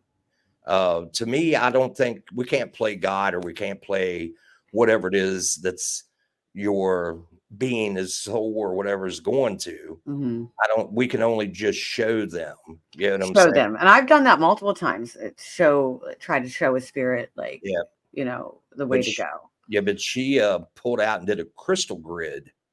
And she did that. And the place we were at, I knew the family very well and knew that the kid had committed suicide. And I knew the kid very well too. And him and I actually had some, you know, close talks and stuff over the years as he was growing up. And I'm still here. I just had to turn my camera off a second. I always know that he always liked, you know, giving man hugs and stuff like that. And so while we were trying to cross him over, I guess is what you could say, or push him that way. You know, I said, man, give me a hug before you go. Just say, and I can tell you now, I have never in my entire life ever felt, since then and before then, I felt that kid's energy surround me. And it was like all of a sudden, man, the whole place was light. Like, you know, like I mean, he wasn't a mean kid or nothing. Well, he was a young adult when it happened, but you could feel that all the sadness and stuff like that, he was staying behind to protect mom, is what it was. He didn't want to see her, you know, unhappy and stuff like that. And then once he crossed over, that was like, but like I said, there's nobody out here. I'll call them out. I mean, sorry if there's anybody on here that says they can, you know, cross people over. You're not God or you're not whatever. It comes down to simply, you can show them the way, you can show them the light, you can pray that whatever you believe in, what a person's belief in life carry on to what happens after death. I mean, you know, look at it, you know, I believe that there's a heaven, and I believe that there is something that, exactly, John, exactly, Beth, you know, you know, we can't do anything but just move them in that direction. And, you know, exactly, it's all about compassion and love. And, you know, in my belief system, it's God, and he's the biggest showing of that. But I very much respect and listen and learn about other people's beliefs and stuff because, you know, it is. I mean, hi, Shauna, if I'm saying that right, Shauna. But it comes down to that, you know. It's all about frequency, man. It's all about you And know, I've known that since I was a kid. Like what Alicia's saying right here is that it's all about, as long as I had love in my heart, I yep. knew I was going to be okay. And I always would try to tell people that, like, love And I in your heart. lost, yeah, I lost that, somewhere through all the trials and tribulations of just You didn't lose it. crap It's in still there. life. Well, I lost sight of it. You know what I'm saying? Okay. Or I didn't. My vibration got dampened. How's that sound?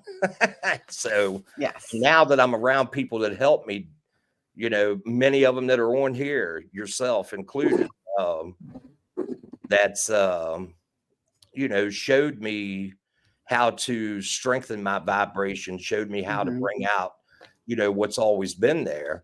And, the biggest thing is with me is I'm learning, through different people.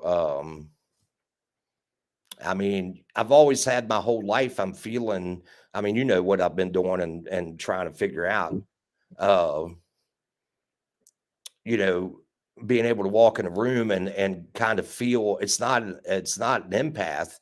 I can feel people's past and some of the things, and it comes to me like, this person was molested or this person was this.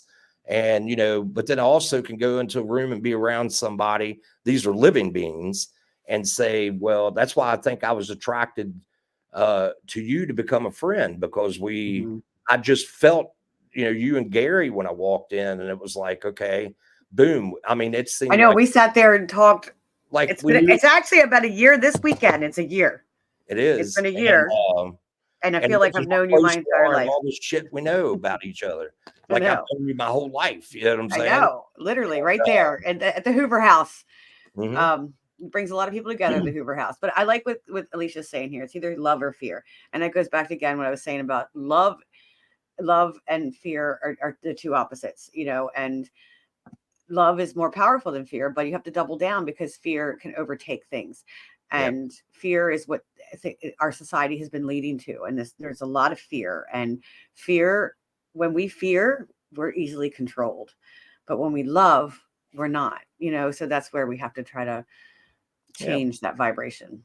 Mhm. And that's um yeah.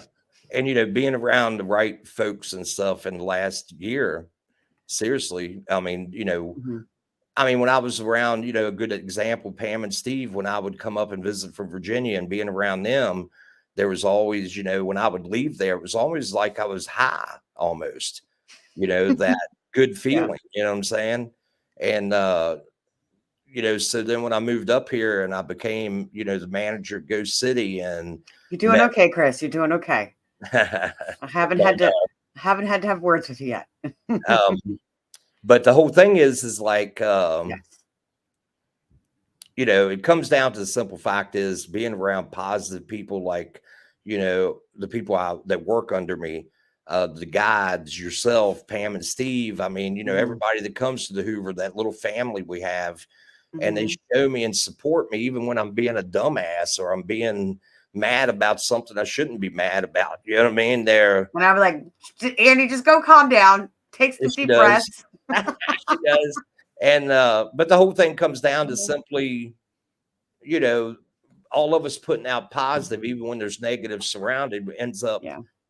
doing that. And yeah, it's got to be about positivity. Mhm. People that are negative can also go far. That's for sure. Mhm. But in the end, I don't want to ever say I want to see karma grab somebody or anything like that. I hate to see that happen, but sometimes that's a wake up call too.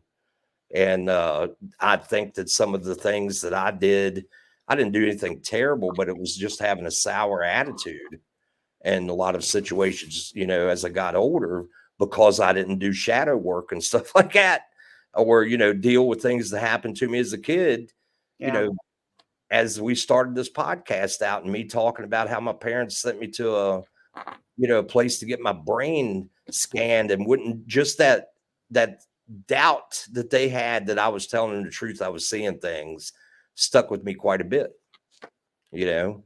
Exactly. And that's like, I have a completely different experience. My grandmother was gifted, and my grandmother was Native American, and she, was okay with this stuff. She would not egg me on, but would encourage. So yeah, Right. that's kind of how it is. And then negativity can be positive because it makes us learn, change, create, and grow. And that is shadow work right there. It is embracing. I think I made a post about it a couple days ago. Embracing your shadows. We all have dark and light. There is that yin and the yang. We have to have it. It's who we are.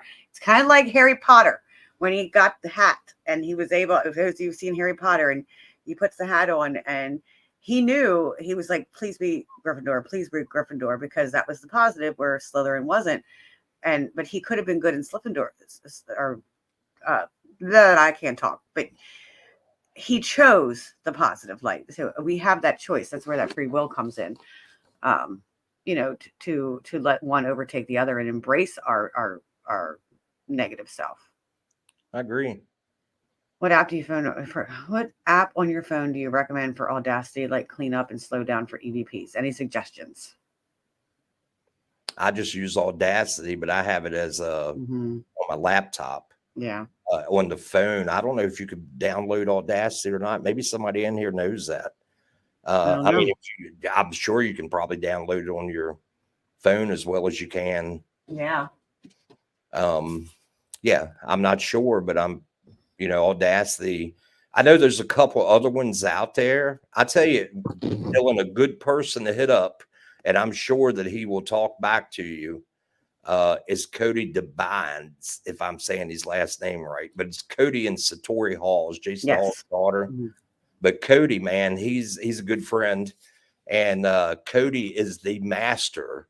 Now, you want to talk about an expert? If there's anybody close to an expert at EVPs, that's who it is.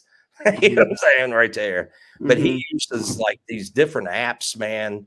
He would take time, man. I'm sure that if you come, he'll be at New Jersey Paracon. He'll be, and I want to definitely put in a spill here for the Gettysburg Bash. Yes.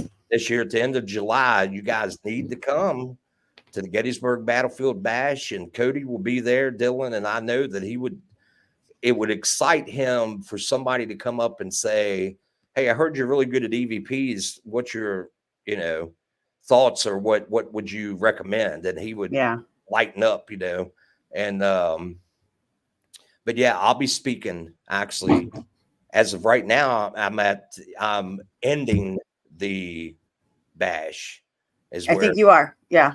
but that could change. So Beth and I, if Beth's still in here, we are going to be on the metaphysical panel with April yes. and I forget who else is on there with us. But yes, we are on the metaphysical panel. Pretty much this, I think, right before you talk. Is Cubby on that panel? I have talked to Pam. She hasn't finalized everything yet. We threw John's name out there. I told Pam that Cubby needed to be on there. Yeah, so Beth, I don't know if he's still here, but yeah. Hey, Beth, if you're still on here, when are you coming to do tea leaf readings? Tomorrow, or is it this weekend? It's this weekend. Because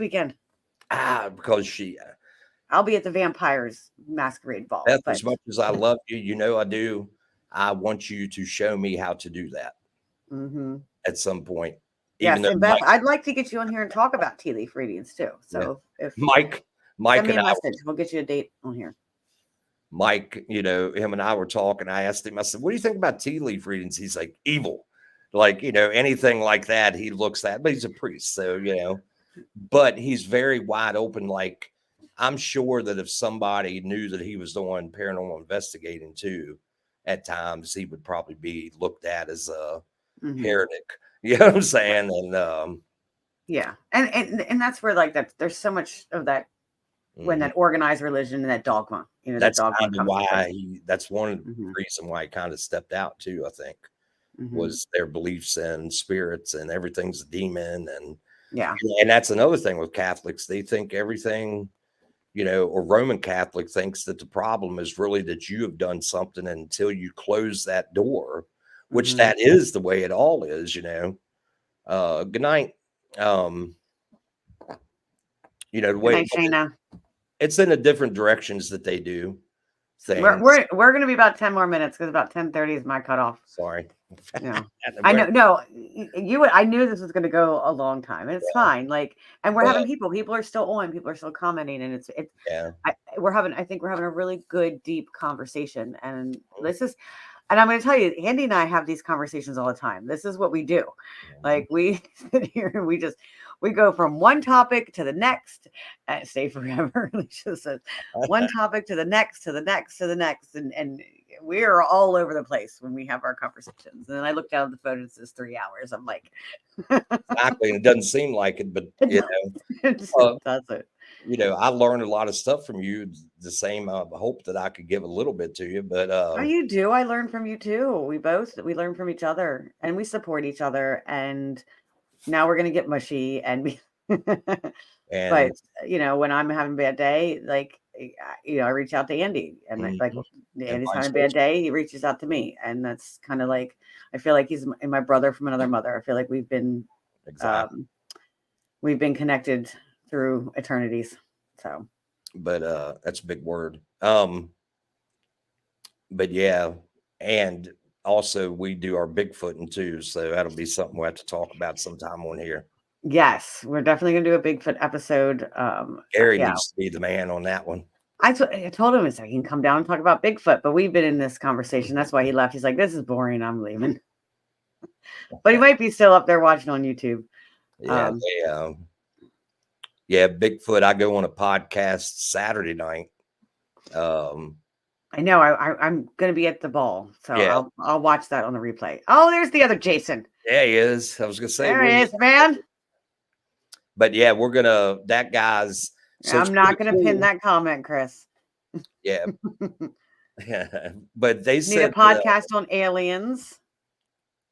Yeah, he's going to do. So the first, it's a 2-hour podcast, and the first Dave's having. Oh, let me get this right. I'm on the first hour, but then the second hour is a guy that's had more than one sighting of a Bigfoot. Okay. Which is pretty cool. So he wants me to stay in the podcast and chime in, but I'm going to be more like sitting on the edge, like wanting to hear what the guy saw. And, you know, the more that I'm living where I do now, well, you know, I mean, it's like the more I'm finding out that, you know, yeah, an area that's pretty cool. And yeah, that had a lot of sightings, a lot of stuff. I like that article you sent me. Like we need to do that camp out there. I got to look at my calendar and pick out a date in June. I'm thinking in June, and we're going to camp out. So cool fact about talking about UFOs and aliens. You know that they think that the first president was Eisenhower that made contact and talked with one of the leaders, I guess you could say. And you know, the Eisenhower farm at Gettysburg. So they have always tried figuring out, like through conspiracy, I guess, theory or whatever people talk about, they've always tried to say, where did he meet this alien at? Where could they bring a ship in, land, not be seen, have a meeting, and leave again? Well, you know what's outside of Waynesboro too, right? What's that? Fort David. Exactly. Yeah. Okay. Fort David. Oh. Well, no. Is that right? Am I saying that wrong? You talking about Camp David? Camp David. Yeah. Yes. Camp David. It's in Maryland, right there in that mountain. Yeah, if you look, you can see it if you go up on the rocks that we did. Yeah, if you go up on High Rock. Yeah. But you also have Fort Ritchie. Right Fort there. Ritchie there too. Like, yeah, you have South Mountain's got some history and some really like I don't know. So do you believe in aliens, Bigfoot and ghosts are somehow intertwined? I'm going to chime in here because I do. I have different opinions on this. And I do feel I have that interdimensional belief, like where aliens, Bigfoot's spirits, they're all like different planes. There's different planes and that they come through. That's why we can't find them all the time and see them all the time. It's this interdimensional beings. I believe that Bigfoot was invoked to be a forest protector from the Native Americans or Native indigenous in all the countries, should I say, not just in our country. Like, you know, that's one of my theories, should I say. That's one of my theories. But yes, I do believe that there's there's too much out there that's connecting them to not pay attention to it. Well, also you can look at how we go into these houses or places or locations, and it has like the Blue Ball Inn that I went in. You know, they had all the history started back in the Revolutionary time and then went up all the way to today. Mm-hmm. And you have layers of history and stuff. And it seems like when you're communicating, they don't know about the other ones. Yeah. So it's like, but yeah. Yeah. So that's all for another show. I'm going to give us an ending here because I think we're at a good point to end. We could talk about this subject all night. I love it. We'll have to have you back on and we'll do it again. I appreciate it. And so I forget, Alicia, I don't think you're my next guest, but you're close to it. And then can we talk about Smurfs? Never know. Is that a joke? Because I never know with you, Chris, if you're telling a joke or if it's like a secret, like some kind of pun. But yeah. Okay. But thank you all for joining us tonight. Any closing words, Andy, before we head out? Not really. Just make sure you guys keep checking out Stacy's podcast. This is going to be something I think is going to blow up. And, if you guys need to get in touch with me, please check me out on my Andy Andrews on my Facebook or Vapor, VAPOR, which is Valley Agency of Paranormal Research. And follow Vapor on TikTok so I can start doing some lives. Yes, we need to get Andy to 1,000, right? 1,000 to do live. Getting there. So everybody go over to the TikTok. And are we following Vapor on TikTok? Is that what it is? Yes. Can you put a link in the comments? Do you know how to do that? I doubt it because I'm that way smart enough for that. Yeah. I'm on the computer, so it's hard to get to TikTok on the computer. Same here. Or a phone app. Yeah, it won't let me. Let's see. But it says, but yeah, they biggest thing is if you go on and just I'll go back later and add it in there. Capital letters VAPOR, and because I want to start going on to the battlefield and doing live historical things. It doesn't mean it's going to be all paranormal. Yeah. But as I work in Gettysburg, man, I've had the blessing of walking some of the battlefield lately with some of the guides on the battlefield that give tours, but they don't work this time of year, but they still walk around and looked at stuff. And so I think the history part of it is why we do it, right? Like exactly. Well, there's no paranormal without history, in my opinion. But okay, yeah, it's at Vapor Paranormal. I think I can do it right here. I think I got. Let's see. Yeah. If something happens and I fall out, it's because this thing is about ready to. We done ran a whole battery out on this, but. Okay, I don't know how to do it, but it's at Vapor Paranormal. That's all you got to do. At Vapor Paranormal, and you can find them on TikTok. Yeah. So I would be Hammy Smurf. Oh my goodness! Now we're really talking about look all the comments about the Smurfs as we're sitting here doing plugs. I love you guys. Love it. But thank you again, and thank you for those who sent comments with stars. I obviously I couldn't see. We can't show them on the chat on here. It doesn't come up, but I did see it on Facebook. So thank you for the stars and thank you for joining us. I return in 2 weeks for another podcast. And if it becomes popular, I might start doing this. I saw fairies. I'm not looking at the comments anymore because we got to go.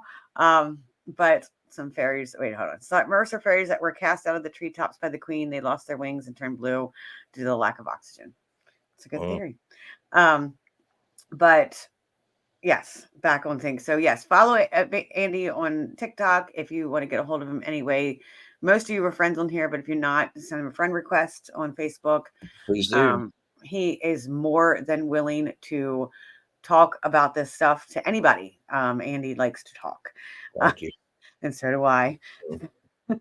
Thanks again, everybody. Have a wonderful night. Thanks, Stacy.